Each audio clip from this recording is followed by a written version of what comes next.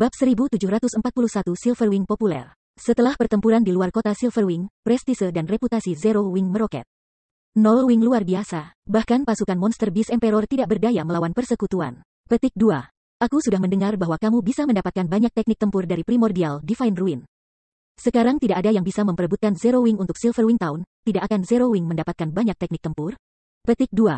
Bukan itu saja, jangan lupakan Primordial City. Aku pernah mendengar bahwa Primordial City dapat membantu pemain meningkatkan standar tempur mereka.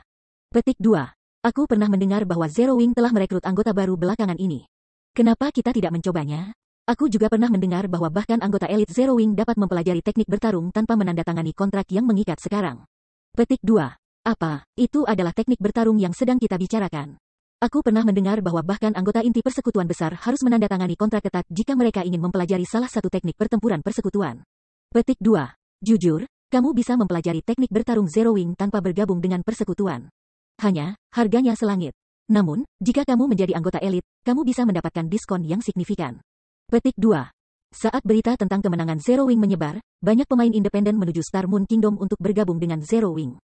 Akibatnya, jumlah pemain yang mendaftar untuk bergabung dengan Zero Wing telah meningkat hampir 3 kali lipat. Untuk sesaat, Aqua Rose sibuk dengan pekerjaan. Lebih buruk lagi, sekarang setelah Zero Wing telah membuktikan bahwa ia memiliki kekuatan untuk mempertahankan kota Silverwing. Sejumlah besar pemain dan perusahaan pedagang berharap untuk membeli toko-toko menjalankan bisnis mereka di kota. Ini terutama berlaku untuk perusahaan yang menjual barang virtual. 1. Namun, Si Feng tidak punya niat untuk menjual toko kota Silverwing. Sebaliknya, dia hanya akan menyewakannya. Selain itu, harga sewa adalah 2.000 emas atau 6.000 sihir kristal astronomi per bulan. Karena harga ini, 99% pemain pedagang mengutuk Zero Wing. Ini hanya penipuan. Keputusan Si Feng bahkan membingungkan Aqua Rose. Dengan 2.000 emas, seseorang dapat membeli sebidang tanah yang sangat bagus di kota NPC. Bahkan di kota-kota persekutuan, toko-toko yang berlokasi strategis hanya menjual 800 gold atau lebih. Namun bukan saja toko-toko kota Silverwing hanya tersedia untuk disewa. Tetapi biaya sewanya juga 2.000 emas per bulan. Dengan begitu banyak uang, pemain bisa secara permanen membeli 2 bidang tanah yang bagus di kota persekutuan lain. Meskipun lokasi kota Silverwing strategis, benteng perang teleportasi telah muncul di Kekaisaran Orc. Hanya masalah waktu sebelum berbagai persekutuan besar menduduki benteng-benteng ini. Setelah itu terjadi, nilai kota Silverwing akan jatuh. Keputusan paling bijak yang bisa dibuat Zero Wing saat ini adalah menarik sebanyak mungkin pemain pedagang ke kota Silverwing. Dengan melakukan itu, Zero Wing dapat menghasilkan banyak uang dan memperkuat posisi dan keuntungan kota di Kekaisaran Orc. Namun, Si Feng telah memilih untuk menyewa toko-toko kota dengan harga astronomi, menakuti banyak pemain pedagang yang memiliki fondasi kuat. Ketika berbagai guild besar mulai menangkap benteng perang teleportasi, para pemain dagang ini akan tertarik ke benteng-benteng ini sebagai gantinya. Melakukan ini tidak akan menguntungkan Zero Wing. Tapi Si Feng tidak peduli. Pertama, Teleportation War Fortresses Empire tidak semudah itu ditangkap. Kedua, kota Silverwing memiliki 5 menara sihir. Para pemain dapat beristirahat sepenuhnya hanya dengan berdiri di kota, mereka tidak perlu menyewa kamar dari hotel. Ada juga buff Spirited State yang bisa membantu pemain naik level lebih cepat. Orang bisa dengan mudah membayangkan betapa menariknya kota Silverwing bagi para pemain.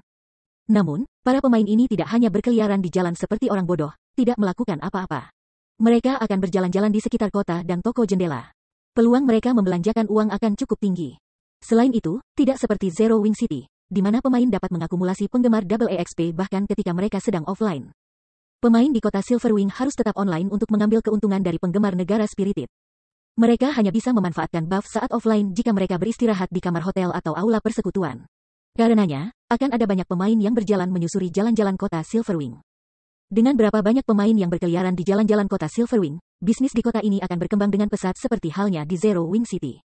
Secara alami, dia tidak bisa meminta harga terlalu rendah untuk toko kota. Selain itu, kota Silverwing perlu mempertahankan lebih dari 5 menara sihir. Ada juga Raja Sihir, Craig Midlands. Biaya operasi harian Silverwing Town dapat membuat gila kelas 1 menjadi gila. Termasuk fakta bahwa Silverwing Town membutuhkan dana untuk berkembang dan memiliki ruang terbatas, menjual toko dengan harga murah akan menjadi bodoh. Sebaliknya, mendirikan hotel di tempat toko akan menghasilkan lebih banyak pendapatan untuk kota. Pada akhirnya, hanya 6 asosiasi pedagang yang mau menyewa toko di kota Silverwing.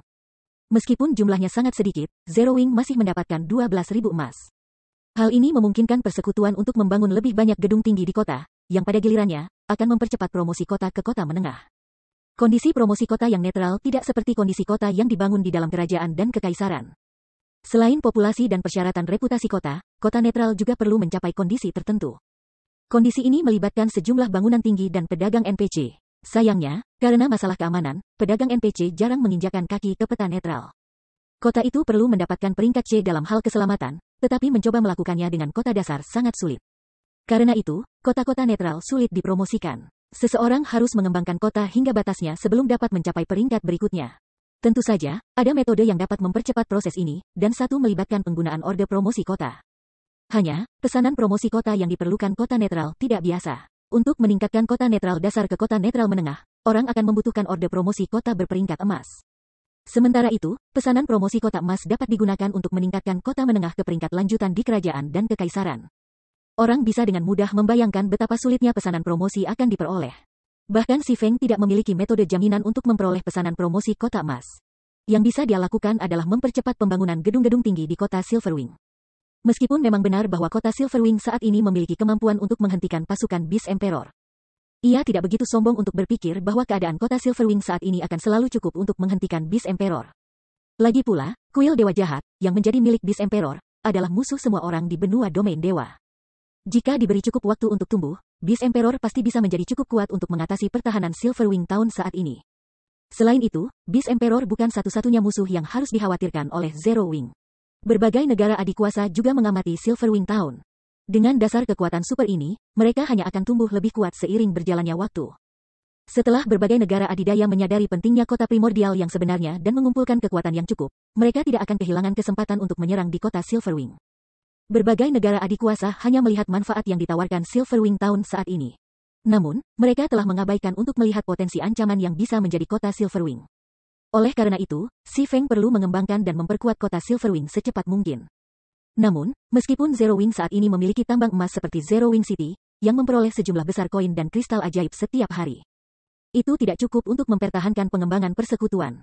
Ini karena Zero Wing terus-menerus merekrut anggota baru-baru ini. Sejak dimulainya kampanye rekrutmen terbaru, lebih dari 150.000 pemain telah bergabung dengan guild. Jumlah ini hanya akan bertambah seiring berjalannya waktu.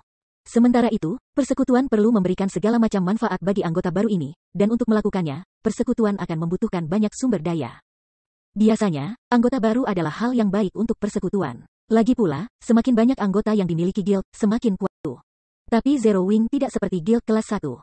Lingkup pengaruh Zero Wing sangat kecil dibandingkan, akibatnya, meskipun Zero Wing telah mendapatkan lebih banyak anggota, persekutuan tidak memiliki wilayah yang diperlukan untuk membiarkan anggota baru ini beroperasi dan menghasilkan kekayaan bagi persekutuan. Yang diperlukan untuk mempertahankan manfaat persekutuan yang dinikmati para anggotanya. Sederhananya, Zero Wing tidak mampu menerima begitu banyak anggota. Jika persekutuan ingin berkembang, itu akan membutuhkan sejumlah besar sumber daya dan koin. Tanpa dana yang tepat, persekutuan tidak akan bisa mandiri. Sementara itu, setelah pertempuran, Si Feng kembali ke perusahaan perdagangan cahaya lilin kota Silverwing dan mulai mengevaluasi panen terbaru persekutuan. Setelah membunuh iblis jahat dan binatang jahat, persekutuan telah memperoleh hampir 2.000 kristal energi jahat dari pertempuran ini. Ini adalah panen yang luar biasa. Namun, itu setetes dalam ember dibandingkan dengan berapa banyak kristal energi jahat yang dibutuhkan Feng Feng. Hah, apa ini? Saat Si Feng memeriksa hasil jarahan dari para pemburu kegelapan, dia melihat tangan kerangka yang seluruhnya terbuat dari kristal. Anehnya, Si Feng tidak bisa benar-benar memeriksa tangan kerangka secara normal. Sistem hanya menyatakan bahwa itu adalah barang yang tidak dikenal. Keingintahuannya terusik, Si Feng menggunakan mata maha tahu untuk memeriksa tangan kerangka. Begitu dia mencoba menilai item itu, dia mendengar suara serangkaian pemberitahuan sistem. Bab 1742 Tangan Filsuf. Sistem, kamu telah menemukan tangan filsuf terkutuk. Sistem, Epic Ranking Main Storyline Quest, Philosopher Swiss, diaktifkan. Konten pencarian, temukan hutan dunia menggunakan tangan filsuf dan aktifkan gerbang dunia. Hadiah, tangan filsuf. Item legendaris, jantung Si Feng berdebar kencang ketika melihat pemberitahuan sistem. Dia tidak pernah berpikir bahwa dia akan memiliki kesempatan untuk memperoleh tangan filsuf dalam kehidupan ini. Setiap alkemis di domain dewa pasti akan pernah mendengar tentang tangan bertuah. Seperti batu bertuah, tangan bertuah adalah harta dunia alkimia, jadi Si Feng tahu sedikit tentang itu. Itu adalah benda legendaris yang bonafit. Tidak seperti batu bertuah, tangan bertuah adalah benda yang lengkap dan tidak rusak. Pemain gaya hidup yang tak terhitung jumlahnya bermimpi menggunakan kemampuannya.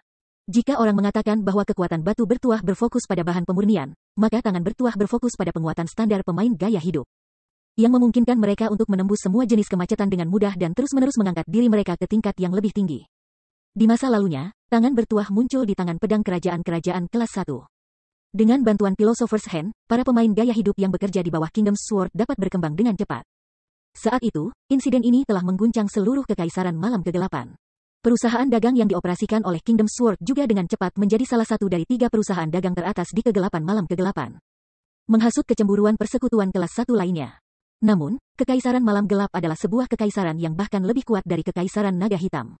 Ada total 4 negara adikuasa yang berebut kekuasaan. Orang bisa dengan mudah membayangkan akhir seperti apa yang telah menunggu Kingdom Sword. Pada akhirnya, keempat negara adikuasa meminta agar Kingdom Sword menjual tangan bertuahnya. Meskipun itu disajikan sebagai permintaan, pada kenyataannya, itu lebih dekat dengan paksaan. Namun, Kingdom Sword telah tumbuh menjadi persekutuan tingkat pertama yang sangat kuat pada saat itu. Persekutuan memiliki banyak anggota ahli dan sudah berada di jalur yang tepat untuk menjadi persekutuan tingkat pertama. Secara alami, Kingdom Sword telah menolak permintaan negara adikuasa.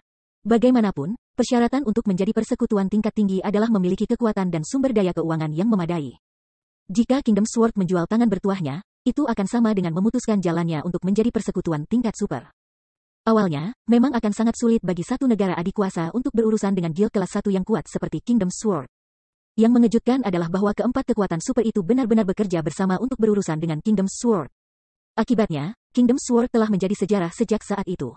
Namun, pemimpin-pemimpin pedang kerajaan juga kejam. Bahkan ketika persekutuannya berada di ambang kehancuran, dia masih menolak untuk menyerahkan tangan filsuf. Pada akhirnya, tak satu pun dari 4 negara adikuasa telah mendapatkannya, dan harta alkimia telah lenyap dari domain dewa dengan persekutuan pedang kerajaan. Si Feng merasa benar-benar mengejutkan bahwa tangan bertuah muncul di hadapannya. Jika bukan karena ditargetkan oleh 4 negara adikuasa, tidak ada keraguan bahwa Kingdom Sword akan menjadi persekutuan tingkat pertama. Lagi pula, semakin berkembang dalam game, pemain gaya hidup yang lebih penting menjadi milik guild. Banyak senjata, peralatan, dan barang harus dibuat oleh berbagai pemain lifestyle. Mustahil untuk mempertahankan pengembangan guild dengan item-item yang dijatuhkan saja. Melihat tangan bertuah, banyak ide menari di benak si Feng. Meskipun kota Silverwing tampaknya bebas dari masalah sekarang, kota itu akan menghadapi bahaya besar di masa depan. Dibutuhkan daya yang cukup untuk menjaga keamanan kota. Meskipun ia telah memperoleh desain boneka perunggu-perunggu, Zero Wing tidak mampu menghasilkan perunggu boneka perunggu saat ini. Mungkin baik-baik saja jika dia mendapatkan desain untuk Kamen Guardian Puppet, karena itu tidak mengharuskan pemain gaya hidup peringkat master untuk diproduksi. Namun, persyaratan minimum perunggu wayang perunggu adalah memiliki Master Forger, Master Alchemist, Master Engineer, dan Master Enchanter. Selain itu, beberapa bagian perlu dibuat oleh 2 jenis master yang berbeda, sementara beberapa lainnya membutuhkan keempat jenis master yang bekerja bersama untuk membuatnya. Boneka perunggu-perunggu hanya bisa dibuat setelah memenuhi persyaratan. Bahkan kemudian, tingkat keberhasilan produksi sangat rendah. Jika seseorang ingin menghasilkan wayang perunggu-perunggu dengan andal, pemain gaya hidup utama yang dipilih haruslah master tingkat menengah atau mahir. Master dasar terlalu tidak bisa diandalkan. Memenuhi kondisi ini adalah angan-angan untuk Zero Wing saat ini. Pemain gaya hidup master tidak tersedia berdasarkan permintaan. Bahkan 10 tahun setelah Guts Domain diluncurkan, Basic Master sudah sangat langka dan sangat dihormati oleh berbagai guild besar, apalagi master menengah dan mahir. Namun, jika Zero Wing memperoleh tangan bertuah, akan mungkin untuk memelihara sekelompok master dasar dalam waktu singkat. Membangun beberapa guru menengah bahkan mungkin. Pada saat itu, Zero Wing bisa memulai produksi Bronze Guardian Puppet. Memikirkan masa depan seperti itu sungguh menyenangkan. Bronze Guardian Puppets memiliki kekuatan tempur di puncak tier 3. Selain itu, pemain bisa mengendalikan mereka sepenuhnya karena mereka jauh lebih mudah dikendalikan daripada makhluk yang dipanggil. Seorang ahli Reality Void yang tidak mengetahui Realms of Truth masih bisa, setidaknya, menunjukkan kekuatan tempur di Realm Refinement ketika mengendalikan wayang boneka. Yang paling penting, tidak seperti makhluk yang dipanggil, Guardian Puppets dapat digunakan secara permanen. Mereka bahkan memberikan kerusakan tambahan pada bangunan dan susunan sihir. Apakah mereka digunakan dalam pengepungan atau pertempuran defensif? Guardian Puppets adalah alat yang sempurna. Guild yang tak terhitung jumlahnya bermimpi mendapatkan Guardian Puppets di masa lalu. Boneka wali begitu kuat sehingga para guild tingkat pertama yang membuat mereka bahkan mampu memprovokasi kekuatan super dan lolos begitu saja. Jika dia bisa menghasilkan beberapa lusin boneka perunggu-perunggu sekarang, tidak ada seorang pun di domain dewa yang bisa mengancam kota Silverwing. Bahkan jika 10 monster mitik menyerang di kota, monster itu dapat dengan mudah dihentikan dengan 40 boneka Guardian perunggu. Lagi pula, Guardian Puppets memiliki defense yang sangat tinggi, menyaingi monster tier 4. Jika dia memiliki 100 boneka perunggu-perunggu saat ini, dia akan segera berangkat untuk memusnahkan kuil cabang dewa jahat kota batu kuno sekarang. Tentu saja, ini hanya fantasi. Namun, dengan tangan bertuah, sangat mungkin untuk mengubah fantasi ini menjadi kenyataan. Mengesampingkan ide-ide itu untuk saat ini, si Feng dengan cepat memeriksa statistik tangan bertuah. Tangan filsuf terkutuklah. Ketika pencipta tangan bertuah gagal untuk menyelesaikan keinginannya sebelum kematian, jiwa pencipta telah melekatkan dirinya pada tangan bertuah dan mengutuknya untuk kehilangan semua kekuatannya. Hanya setelah menghilangkan kutukan ini, tangan filsuf akan memulihkan kemampuan aslinya. 20 batang Soul Dissolving Flower diperlukan untuk mengaktifkan bimbingan jiwa dan menghilangkan kutukan. Jiwa melarutkan jiwa, sungguh harga yang kejam. Si Feng tidak bisa membantu tetapi mengerutkan kening setelah membaca pengantar item. Di domain dewa, benda apapun yang berkaitan dengan jiwa sangat berharga. Si Feng tahu sedikit tentang bunga jiwa melarutkan. Itu adalah bahan epik yang sangat langka dan bahan utama yang dibutuhkan untuk menghasilkan ramuan meditasi peringkat master. Ramuan meditasi adalah salah satu dari beberapa ramuan langka yang mampu membantu pemain mempelajari teknik bertarung dengan lebih mudah. Setelah mengkonsumsi ramuan meditasi master, ramuan akan menawarkan panduan pemain yang akan membantu mereka memahami teknik bertarung dengan sangat cepat. Di masa lalu, ramuan telah sangat dicari oleh berbagai kekuatan utama. Tidak seperti keterampilan dan mantra, pemain perlu berlatih keras untuk mempelajari teknik bertarung. Bahkan pemain ahli berjuang untuk mempelajari teknik tempur dasar, belum lagi teknik tempur tingkat lanjut dan di atas. Oleh karena itu, orang dapat dengan mudah membayangkan betapa berharganya bunga jiwa melarutkan itu.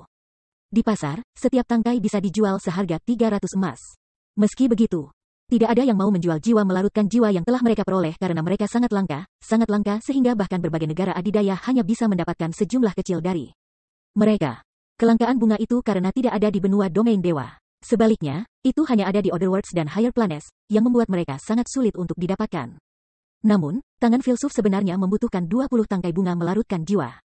Pada saat ini, Si Feng akhirnya mengerti mengapa tangan bertuah hanya muncul setelah pemain utama sudah mencapai level 80. Pada saat itu, jalur yang menghubungkan benua domain dewa dan dunia lain sudah dibuka. Kemungkinan besar, Kingdom Sword hanya berhasil mengumpulkan 20 jiwa melarutkan jiwa setelah peristiwa itu. Sepertinya ada kebutuhan untuk melakukan perjalanan lain ke dunia kristal es. Satu-satunya Otherworld Si Feng yang bisa bepergian dengan bebas saat ini adalah dunia kristal es. Meskipun ada juga pilihan untuk mengunjungi plane yang lebih tinggi. Itu akan memakan waktu yang sangat lama untuk mengumpulkan 20 bunga melarutkan jiwa sendirian. Sementara itu, ada banyak pemain di dunia kristal es. Selesai berpikir, Si Feng menghubungi Lifeless Stone dan anggota lain dari tim petualang Asura dan meminta mereka berkumpul di White River City. Setelah berkumpul, mereka menuju dunia kristal es. Bab 1743 meninjau kembali dunia kristal es. Dunia kristal es, kota angin dingin, keretakan salju. Angin sedingin es bertiup tanpa henti di dalam lembah bersalju. Jika pemain tanpa ice resistance berdiri di sini, mereka pasti akan mati kedinginan. Bahkan jika pemain memiliki ice resistance yang cukup untuk bertahan di lingkungan yang dingin, konsumsi stamina mereka akan beberapa kali lebih tinggi dari biasanya. Saat ini, bagaimanapun, ada sejumlah besar pemain menggiling di dalam Snow Reef. Melihat ke bawah dari puncak gunung, orang akan melihat banyak kelompok besar pemain menggiling monster di sini, tampaknya sudah terbiasa bertarung di tempat ini. Kami baru saja pergi sebentar, dan sebenarnya sudah ada begitu banyak orang yang menggiling di sini. Yan ya, yang saat ini mengenakan jubah penyihir biru tua yang indah dan menggunakan tongkat zamrud, sedikit terkejut ketika dia melihat ke bawah ke arah kerumunan pemain bergerak di bawah gunung. Bahkan pemain dengan level terendah di antara para pemain yang ada di dalam Snow Reef adalah level 50, dengan sebagian besar dari mereka adalah level 51. Beberapa pemain yang memberi perintah bahkan telah mencapai level 52.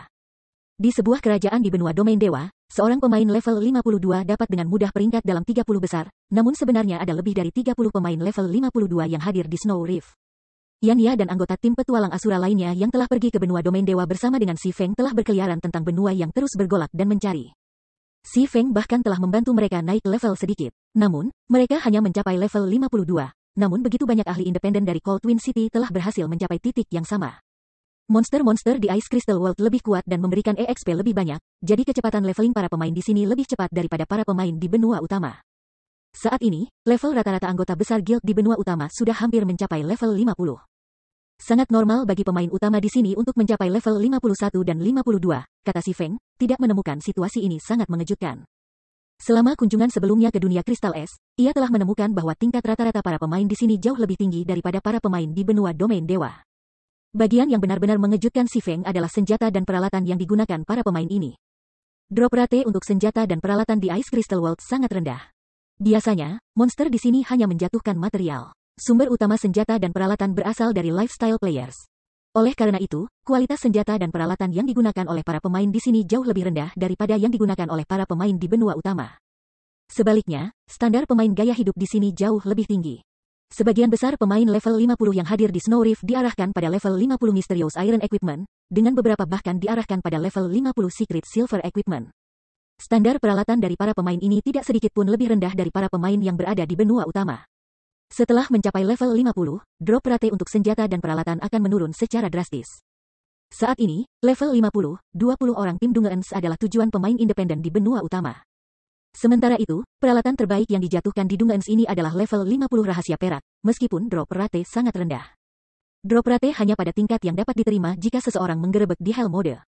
Namun, level 50, 20 orang Hell Mode tim Dungeon masih terlalu sulit dari tantangan untuk pemain independen saat ini. Akibatnya, bahkan setelah mencapai level 50, sebagian besar pemain di benua domain dewa hanya akan diarahkan di level 50 peralatan misterius besi.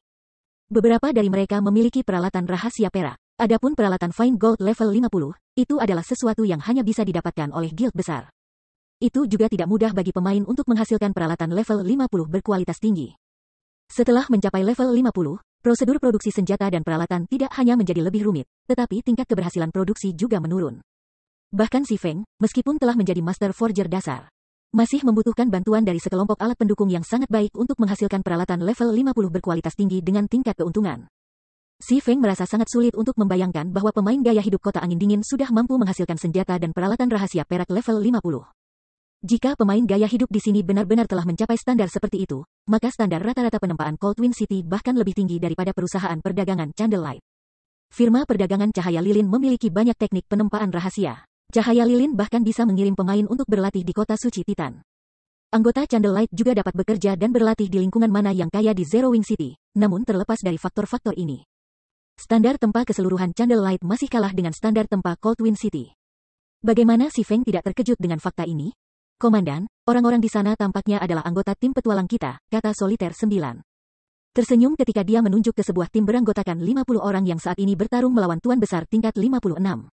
Saat ini, 6 MTS level 51 bekerja bersama untuk menjabarkan Frost AP level 56 Great Lord. Frost AP sangat kuat. Bahkan ketika 3 MTS bekerja bersama untuk menerima satu dari serangan normalnya, MTS masih akan terdorong kembali dan menerima lebih dari 10.000 kerusakan. Untuk mengatasi serangan kuat Frost AP, ke-6 MT akan bergiliran menerima serangannya. Tentu saja, untuk level 51 MTS, kehilangan 10.000 plus HP bukan alasan untuk khawatir. Sebaliknya, bagian yang benar-benar merepotkan tentang Frost AP adalah debuff pembekuan yang diakibatkan serangannya. Jika seseorang terkena Frost AP, gerakan tubuh mereka akan menjadi lamban. Jika dipukul terlalu banyak, bahkan kecepatan gerakan mereka akan berkurang. Pada saat yang sama, kerusakan yang mereka terima juga akan meningkat. Namun, meskipun Frost AP sangat kuat, tim 50 orang Asura masih mampu mengurangi HP-nya secara stabil. Hanya masalah waktu sebelum Frost AP mati. Setelah mendengar kata-kata Soliter 9, Lifeless Stone, Cleansing Whistle, Dark Madness, Yan Ya, dan anggota Asura lain dalam tim berpaling untuk melihat ke arah Frost AP. Untuk sesaat, mereka semua hanya bisa menghela nafas dengan sedih. Meskipun anggota Asura yang saat ini bertarung relatif kuat dan berlevel tinggi, di mata mereka, para pemain ini masih terlalu kekurangan dalam hal standar tempur. Ini adalah sesuatu yang mereka pelajari setelah meninggalkan dunia Crystal Es. Para pemain dari Ice Crystal World mungkin memiliki level yang lebih tinggi, tetapi standar tempur rata-rata para pemain di benua domain dewa jauh lebih tinggi. Anggota Asura di dunia Crystal Es membutuhkan 50 orang untuk menekan peringkat 56 Great Lord peringkat Frost AP. Jika tugas diserahkan ke berbagai domain besar milik dewa, tim 20 orang akan lebih dari cukup untuk menghadapi lawan seperti itu. Sama seperti Soliter 9 dan yang lainnya berbicara tentang standar tempur sesama rekan mereka, sepasukan pemain tiba-tiba memasuki lembah di bawah mereka. Ada lebih dari 3.000 pemain di pasukan ini. Sementara itu, semua pemain ini mengenakan level 50 Mysterious Iron Equipment dengan desain yang cocok. Jelas bahwa peralatan itu buatan pemain. Beberapa individu tingkat pemimpin dalam pasukan ini juga dilengkapi dalam 5 atau lebih peralatan rahasia perak. Adapun tim 100 orang yang bergerak dalam memimpin pasukan ini, lebih dari setengah dari peralatan yang ada di mereka adalah pangkat level 50 rahasia perak. Peralatan cantik dan rapi yang dikenakan para pemain ini dengan cepat membuat mereka iri pada pemain lain yang ada di dalam Snow Reef. Pada saat yang sama, rasa takut muncul di mata kerumunan di sekitarnya. Para pemain di pasukan ini semua mengenakan lambang persekutuan dalam bentuk singa hitam. Mereka, jelas, adalah pemain guild. Ketika para pemain yang bergerak di Snow Reef melihat kedatangan para pemain ini, mereka segera memulai diskusi di antara mereka sendiri. Luar biasa, jadi, ini Hecate, petik 2. Tentu saja, Hecate bukan sesuatu yang bisa dibandingkan dengan Guild of Cold Wind City. Tidak heran jika keluarga tanpa tanding memutuskan untuk bergabung dengan Hecate. Selain itu, dengan seberapa banyak tekanan yang diberikan Hecate pada dinasti Centurion, aku percaya itu tidak akan lama sebelum dinasti Centurion bubar. Petik 2. Aku benar-benar berharap bisa bergabung dengan Hecate. Aku mendengar bahwa ada banyak senjata dan peralatan yang tersedia untuk pertukaran di persekutuan. Seseorang memenuhi syarat untuk menukar peralatan rahasia perak level 50 hanya dengan menjadi anggota elit.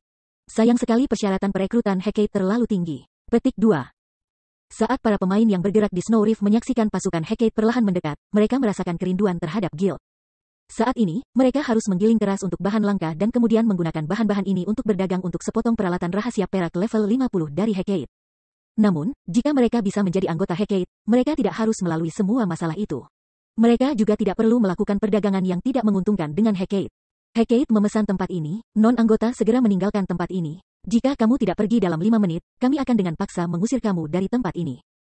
Saat kerumunan yang menyaksikan sedang mengobrol di antara mereka sendiri, beberapa anggota Hecate tiba-tiba mulai mengusir pemain dari peta. Apa? Hecate telah menduduki beberapa peta leveling sumber daya tinggi sebelumnya. Titik leveling ini adalah sesuatu yang kami temukan setelah melalui upaya besar. Bagaimana kalian bisa datang ke sini dan mengambilnya dari kami? Petik 2. Betul, ini terlalu banyak. Tanpa tempat ini, bagaimana kita bisa menggiling untuk bahan langka? Untuk sementara waktu, berbagai pemain independen semuanya mengeluh tentang tindakan tirani Hecate. Apa, kalian punya sesuatu untuk dikatakan tentang ini? Pada saat ini, seorang pria biadab mengenakan baju besi biru berjalan keluar dari pasukan Hecate. Lelaki itu kemudian melirik kerumunan di hadapannya, mencibir, jika kamu memiliki sesuatu untuk dikatakan, baiklah. Katakan saja ke wajahku. Petik 2. Mendengar kata-kata pria ini, semua orang tiba-tiba terdiam. Pria biadab di depan mereka bernama Fasthaven, dan sangat terkenal di Coldwind City. Pada hari pertama dia tiba di Coldwind City, dia telah membunuh lebih dari 30 ahli dari dinasti Centurion. Setelah itu, dalam perang persekutuan antara Hecate dan dinasti Centurion, Fasthaven tidak hanya berhasil membunuh lebih dari 100 pemain sendirian. Ia bahkan berhasil membunuh pemimpin persekutuan Centurion dinasti, Sky Slicer. Bagaimana mungkin mereka berani melawannya? Semua orang mulai diam-diam meninggalkan daerah itu, tidak lagi berani mengatakan apapun tentang tindakan Hecate. Sementara itu, tim 50 orang Asura akhirnya mengalahkan Frost Ape dan akan mengambil jarahan mereka dan pergi juga. Tunggu sebentar, tempat ini sudah berada di bawah manajemen Hecate. Kalian di sana tinggalkan barang-barang itu. Fasthaven berteriak ketika dia melihat anggota Asura. Surga yang luas, kami membunuh bos ini. Jangan berani-berani. Berserker yang melayani sebagai pemimpin tim 50 orang Asura berkata sambil memandang Fasthaven. Apa, kalian ingin bertarung? Fasthaven tertawa. Yakin, datang kepadaku, aku bahkan akan membiarkan kamu semua menyerang aku bersama. Jika kamu berhasil membunuh aku akan segera meminta orang-orang aku meninggalkan daerah itu. Petik 2. Bab 1744 Komandan Asura. Setelah Fasthaven selesai berbicara, ia melangkah keluar dari kerumunan di belakangnya dan perlahan-lahan berjalan menuju tim 50 orang Asura. Saat mandi di aura dingin Fasthaven, anggota Asura merasa sangat tertekan. Tidak ada dari mereka yang berani menjawab provokasi Fasthaven. Mereka tahu dengan jelas sifat macam apa yang dimiliki langit luas. Selama beberapa hari pertama setelah Hecate tiba di Coldwind City, situasi serupa terjadi. Beberapa tim petualang yang tidak senang dengan tindakan tirani Hecate telah menantang Fasthaven. Pada akhirnya, bagaimanapun, Fasthaven telah mengalahkan setiap penantang. Bahkan ketika tim beranggotakan 100 orang menantang Fasthaven, seluruh tim masih berakhir dimusnahkan. Kekuatan tempur Fasthaven berada pada level yang sama sekali berbeda dari mereka. Menerima tantangannya hanya akan bunuh diri. Aku mendengar bahwa tim petualang Asura adalah tim petualang nomor 1 dari Coldwind City. Komandan kamu bahkan telah diberi label monster dan mampu menindas 2 guild besar di Coldwind City sendirian. Tim petualang kamu juga terkenal karena diisi dengan para ahli. Jadi, bagaimana tim petualang kamu akhirnya memiliki banyak yang lemah seperti kamu? Fasthaven mencibir saat dia melirik para pemain yang diam di depannya. Sepertinya rumor itu benar-benar hanya itu, rumor. Aku sudah berada di kota angin dingin untuk beberapa waktu sekarang. Namun aku masih belum bertemu dengan apa yang disebut komandan kamu bahkan sekarang. Dia pasti seperti kalian, bersembunyi dalam ketakutan. Dan untuk berpikir kamu semua bahkan berani menyebut diri kamu tim petualang nomor 1 dari Coldwind City. Ini benar-benar mengecewakan. Baiklah, itu salah aku karena mengharapkan akan ada ahli yang mampu di desa terpencil seperti Coldwind City. Petik 2. Ekspresi anggota Asura menjadi gelap ketika mereka mendengar kata-kata Fasthaven. Namun, mereka juga tidak berdaya untuk membantah kata-kata Fasthaven. Kekuatan Fasthaven sangat jelas untuk dilihat semua orang. Dia pasti salah satu ahli terkuat yang ada di semua Coldwind City. Bahkan jika komandan mereka dan para ahli lain dari tim petualang mereka hadir, mereka tidak mungkin menang melawan Fasthaven. Tinggalkan rampasan di belakang, kami pergi, kata Stein Maple, berserker yang melayani sebagai pemimpin tim Asura, menggertakkan giginya. Dia tahu bahwa tim mereka tidak memiliki peluang melawan Fasthaven sama sekali. Jelas tidak bijaksana membuang kehidupan seluruh tim beranggotakan 50 orang ini hanya untuk menjarah Frost Ape. Di bawah pimpinan berserker, tim Asura berbalik dan pergi. Tunggu, siapa bilang kamu bisa pergi? Surga besar tiba-tiba berteriak. Kami sudah meninggalkan barang jarahannya. Apalagi yang kamu inginkan? Kata Stein Maple, jengkel. Aku melihat bahwa kamu memiliki beberapa peralatan Secret Silver di dirimu. Hecate kebetulan membutuhkan level Silver Equipment level 50. Karena aku sudah datang jauh-jauh ke sini, kamu tidak akan membiarkan aku pergi tanpa apa-apa, bukan? Fast Heaven berkata, terkekeh. Serahkan 5 potong peralatan rahasia perak sebagai biaya pekerjaanku. Setelah itu, kalian bisa pergi. Petik 2. Kemarahan segera membakar di mata anggota Asura ketika mereka mendengar kata-kata Fast Heaven. Ini terlalu banyak. Mereka sudah memilih untuk menyerah, namun Fast Heaven bahkan menyuruh mereka menyerahkan 5 potong peralatan rahasia perak. Itu pada dasarnya meminta nyawa mereka. Saat ini, walaupun memang benar bahwa pemain utama Cold Wind City sudah mencapai level 50, peralatan level 50 masih langka. Saat ini, bahkan level 50 peralatan misterius besi sangat berharga, belum lagi peralatan rahasia perak.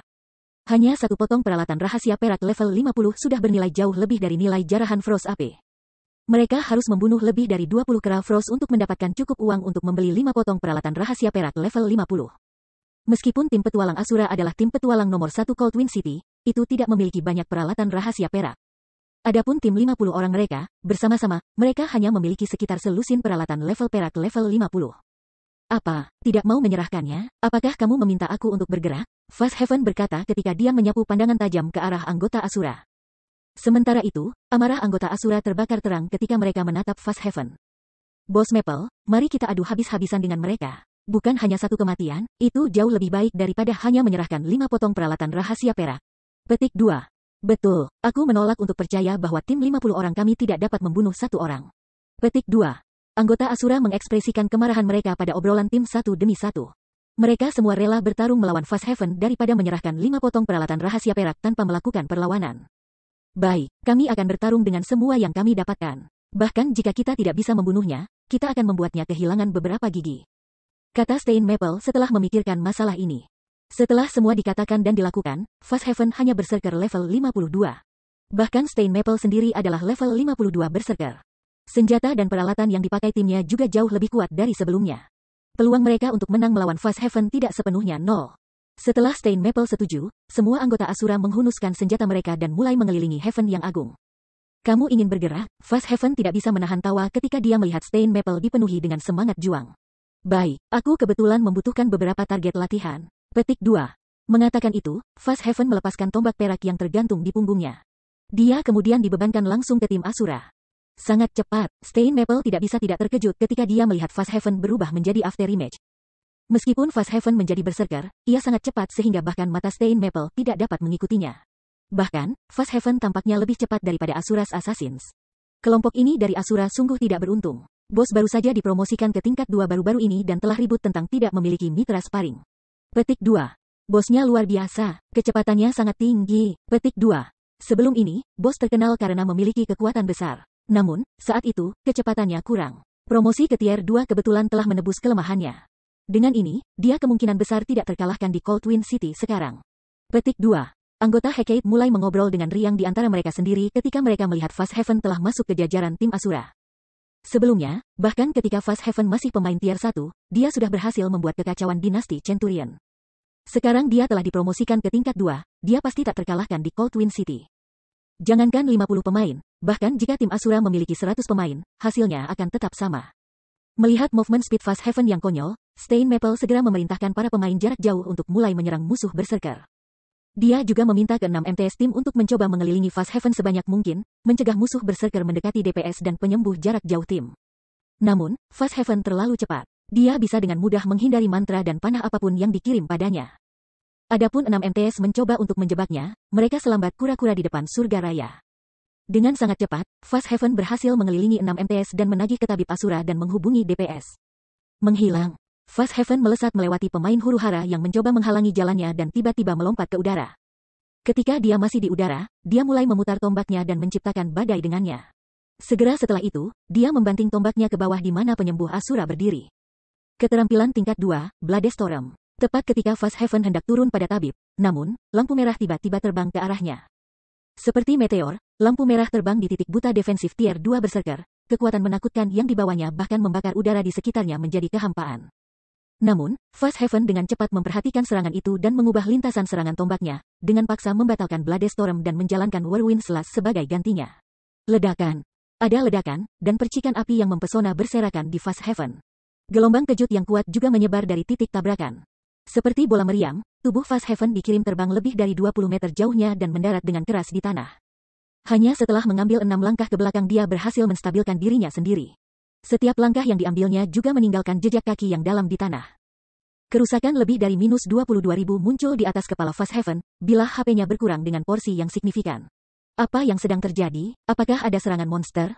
Entah itu anggota Asura atau anggota Hecate, keduanya memiliki ekspresi ragu-ragu di wajah mereka ketika mereka melihat adegan yang baru saja terjadi. Ini terutama berlaku untuk anggota Hecate. Ketika mereka melihat Fast Heaven langsung kehilangan lebih dari sepertiga HP-nya, mata mereka hampir jatuh dari rongganya.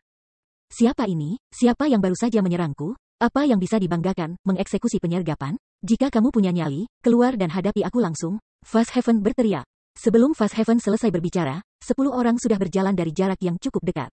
Meskipun ke-10 pemain ini mengenakan Black Cloaks, tidak ada dari mereka yang peduli untuk menyembunyikan penampilan mereka.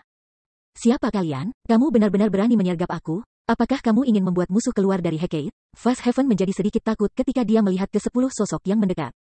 Melalui serangan sebelumnya, dia sudah mengerti bahwa pendatang baru ini bukan orang biasa. Setidaknya, dalam hal kekuatan, dia bukan tandingan ahli yang baru saja menyerangnya. Siapa aku? Si Feng tersenyum. Apakah kamu mencari komandan Asura? Aku orang yang kamu cari? Bab 1745 kamu kurang kualifikasi. Kamu adalah komandan Asura? Fast Heaven mengungkapkan ekspresi terkejut ketika dia menyaksikan si Feng berjalan ke arahnya langkah demi langkah. Bagaimana ini mungkin? Setelah dia tiba di Coldwind City, dia telah mendengar banyak hal tentang tim petualang Asura. Bahkan ketua persekutuan dan wakil pemimpin persekutuan dari keluarga yang tidak ada tandingannya takut terhadap mereka. Awalnya, dia sangat ingin menantang anggota Asura untuk berkelahi. Namun, kinerja tim petualang selama beberapa waktu belakangan ini terlalu mengecewakan. Meskipun memang benar bahwa Asura memiliki banyak anggota ahli, menurut pendapatnya, anggota ahli ini tidak berbeda dengan para amatir yang tidak layak menghabiskan energinya untuk bertarung. Lagi pula, dia telah mengalahkan beberapa ahli yang awalnya berada di peringkat 10 besar di Coldwind City. 10 pakar ini hanya sedikit lebih kuat dari ahli biasa dan masih jauh dari menyainginya dalam hal standar pertempuran. Akibatnya, dia tidak lagi memperhatikan tim petualang Asura. Bahkan, di matanya, bahkan pakar nomor 1 dari Coldwind City kemungkinan besar adalah lelucon. Tetapi sekarang seseorang tiba-tiba muncul di hadapannya, menyatakan bahwa mereka adalah komandan Asura. Selain itu, orang ini bahkan berhasil mendorongnya kembali hanya dengan satu pukulan. Bagaimana dia bisa percaya situasi ini benar? Komandan, ini benar-benar komandan, bahkan wakil komandan bersamanya. Petik 2. Anggota Asura yang tertindas memiliki ekspresi bersemangat ketika mereka melihat Si Feng dan anggota timnya muncul. Mereka tidak pernah berpikir bahwa kelompok Si Feng benar-benar akan kembali ke Coldwind City. Selain itu, Si Feng bahkan berhasil mengirim ahli seperti Fast Heaven terbang dengan satu pukulan. Hah, jadi, dia adalah komandan tim petualang Asura? Bukankah mereka mengatakan bahwa komandan Asura membawa sekelompok ahli untuk eksplorasi? Soal eksplorasi harus bohong. Mereka pasti tahu bahwa Hecate tiba di Coldwind City dan menggunakan penjelajahan sebagai alasan untuk menghindari pertemuan dengan persekutuan kita. Petik 2. Ini menarik. Tim petualang Asura terus-menerus menolak untuk bergabung dengan guild kami. Para atasan telah sibuk mencari komandan Asura selama ini. Sekarang dia telah benar-benar menunjukkan dirinya di hadapan kita. Kita akan melihat bagaimana Bos Fast merawatnya. Petik 2. Namun, komandan Asura terlihat cukup kuat juga. Dia sebenarnya berhasil mengambil lebih dari sepertiga HP Bos Fast dalam satu pukulan. Petik 2. Itu hanya karena dia melakukan penyergapan. Dia harus menggunakan semacam magic scroll yang kuat untuk serangan itu. Jangan lupa, Bos Fast adalah pemain tier 2. Jika dia serius, siapa di Coldwind City yang mungkin bisa menjadi lawannya? Petik 2. Anggota Hecate tidak bisa membantu tetapi memulai diskusi di antara mereka sendiri ketika mereka melihat kelompok Si Feng mendekat. Dipenuhi dengan rasa ingin tahu tentang komandan tim petualang Asura. Pada saat yang sama, mereka juga dengan penuh semangat menunggu surga yang luas untuk mengajarkan Si Feng pelajaran. Saat ini, tim petualang Asura dalam penurunan cepat. Satu-satunya alasan mengapa anggota tim petualang masih bertahan adalah karena mereka masih memiliki harapan bahwa komandan mereka dan ahli top tim petualang akan segera kembali. Sekarang komandan Asura telah kembali. Jika komandan itu akan dibunuh oleh Fast Heaven, tim petualang Asura kemungkinan besar akan hancur seketika. Lagi pula, setiap anggota Asura menaruh kepercayaan pada Si Feng. Saat anggota Hecate berdiskusi dengan tenang di antara mereka, Fast Heaven mengambil ramuan penyembuhan canggih dari tasnya dan meminumnya, HP-nya langsung pulih dengan porsi yang signifikan. Setelah itu, HP-nya terus pulih dalam peningkatan kecil. Setelah waktu yang singkat, HP-nya pulih sepenuhnya. Aku tidak pernah berpikir bahwa rumor itu benar. Kamu benar-benar memiliki beberapa kemampuan. Tidak heran mengapa kamu bisa menjadi ahli nomor 1 dari Coldwind City, kata Fast Heaven setelah pulih dari keterkejutannya sebelumnya. Dengan kekuatan seperti itu, kamu memang memiliki kualifikasi untuk menjadi lawanku. Datang, mari kita bertarung dengan benar. Biarkan aku melihat apakah ketenaran kamu sebagai pakar nomor 1 dari Coldwind City benar atau tidak. Mata Fast Heaven mulai menyala dengan semangat juang. Dari bentrokan sebelumnya, dia sudah mengerti bahwa kekuatan Si Feng sangat tinggi. Namun, dalam pertarungan antar pemain, hasilnya tidak bisa ditentukan berdasarkan atribut kekuatan saja. Kamu ingin menyaksikan kekuatan komandan kami? Aku khawatir kamu masih kekurangan kualifikasi untuk melakukannya, kata Cleansing Whistle, mendecakkan lidahnya ketika dia melihat Fast Heaven. Jika kamu ingin menantang komandan kami, kamu harus melewati aku terlebih dahulu. Peluit pembersihan melangkah maju dari grup. Peluit pemimpin tim, hati-hati. Dia adalah surga luas Hecate. Sebelumnya, bahkan Sky Slicer jatuh kepadanya, meskipun didukung oleh puluhan ahli. Kamu tidak harus melawannya sendirian. Stain Maple memperingatkan Cleansing Whistle dengan panik. Dia tahu dengan sangat jelas kekuatan apa yang dimiliki Whistle Cleansing.